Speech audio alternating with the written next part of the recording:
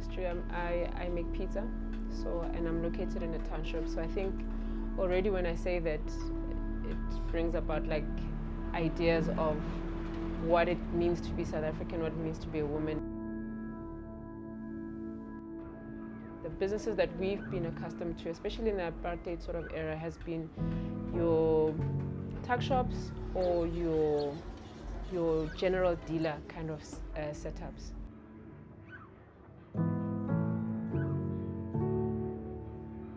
We grew up with our mothers cooking in the kitchen. I think everyone knows, and their idea of what a person who cooks, or even a chef, you think that it would be a woman. But even that industry, when it comes to culinary, is dominated by men. So something that you wouldn't even think should be that way. The commercialization of food itself is the issue. It's not so much about the cooking or the skill. I think women have been cooking for ages. In fact, like cooking has been like, almost been like the one thing that men have been like, okay, this is your thing. You're allowed to cook. You're not allowed to go into the workplace, but you can cook. So I don't think the skill is the issue. I think the issue is these places where women are not allowed to be in, which is the boardroom, to have the conversation about how do we make money off of this food.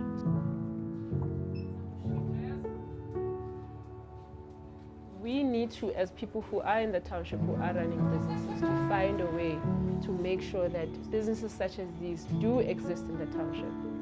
They have to, and if they don't, then what are we saying about ourselves, and what are we saying about where we spend our monies? Because black people do buy pizza, black people buy sushi, black people buy Thai food.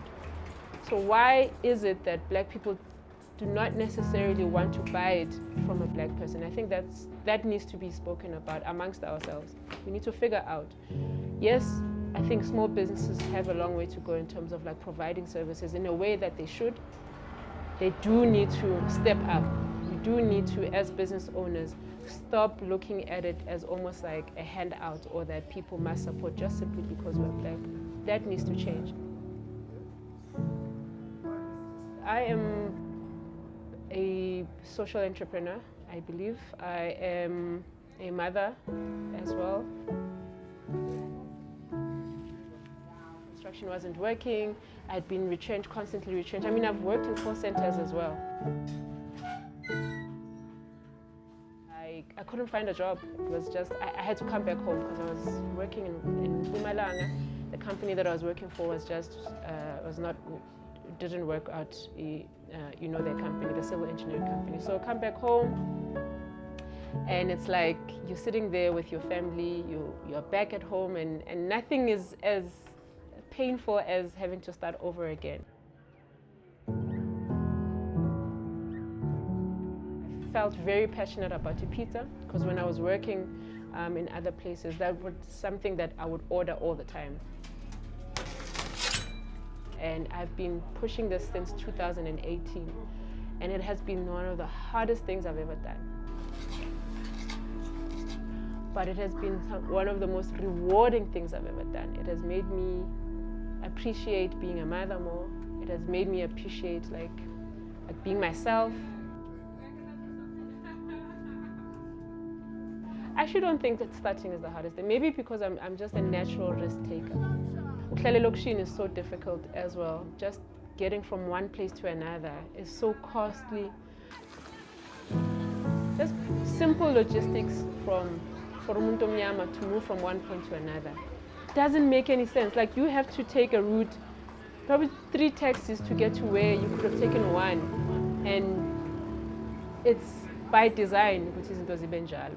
It's ngamabom with that life should be harder for us than it should be for and people think as if when you say those things you're complaining. You're not complaining. These are just facts. Structural problems that even today are still a problem, and that's why like apartheid has, when someone is it's a problem. It's a problem because it affects nezinto ongazicabangi, like water, access to electricity.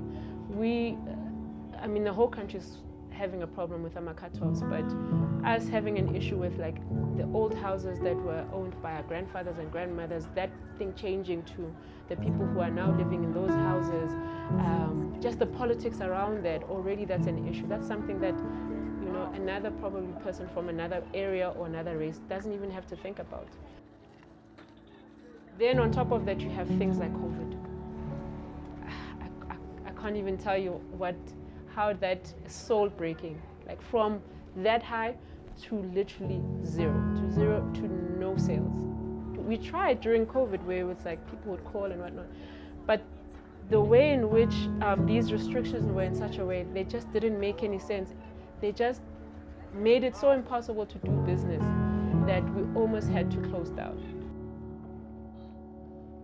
I had a situation where I was working with people and, you know, the fallout that came from there just affected me financially in such a great deal that I think I even considered closing, because it just feels like it's a blow after blow after blow after blow after blow after blow. And you don't actually even have a space where you can go to speak to someone, especially like a mental health practitioner, you know, where you are like, okay, these are the challenges that I'm having as a business. Because there's no one at home who runs a business. There's no one who we can go to and say, okay, okay, I need help with this, where do I go? Everything you have to find for yourself. But as time went, the seeds that I planted and the networks that I had built started coming to help and be the reason why I can still be able to say, okay, I can continue. It's a roller coaster. Like, they're not lying when they say a roller coaster. Entrepreneurship is just, if you are not sure about it, like if you don't have a North Star, if you don't know why you're doing it, I'd say don't do it at all, because it is a mental ruling exercise. I generally think that South Africans like have a very toxic way of looking at entrepreneurship, and a very dangerous way of looking at entrepreneurship, because it's very unrealistic. That is the picture that you're being told, and you're told you work 24/7, you know, team no sleep, I don't know, these taglines that are just ridiculous, that make no sense. A big part of entrepreneurship is managing time. So I think that's what will help you to manage being a mother, because you can't stop being a mother, you can't stop being a sister, you can't stop being a community builder, you can't stop all these roles. Each one is as important as the other.